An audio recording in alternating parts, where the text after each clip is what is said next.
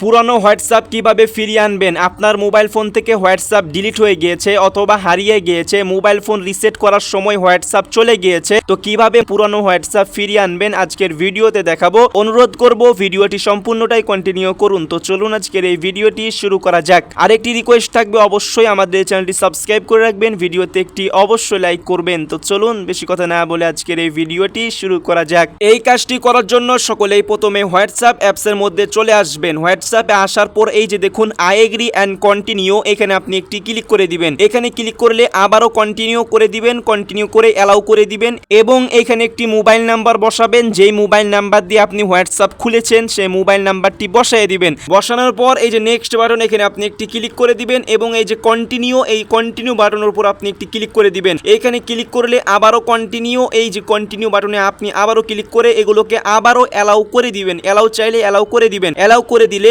আপনার এই নাম্বারে বা একটি ইমেল দিতে হবে। এই ইমেলে একটা কোড আসবে, এই কোডটি আপনাকে এখানে বসাতে হবে এবং কোড বসানোর পর আপনার এখানে কন্টিনিউ চাইবে। এগুলো কন্টিনিউ করলেই দেখুন আপনার হোয়াটসঅ্যাপটি কিন্তু খুলে যাবে।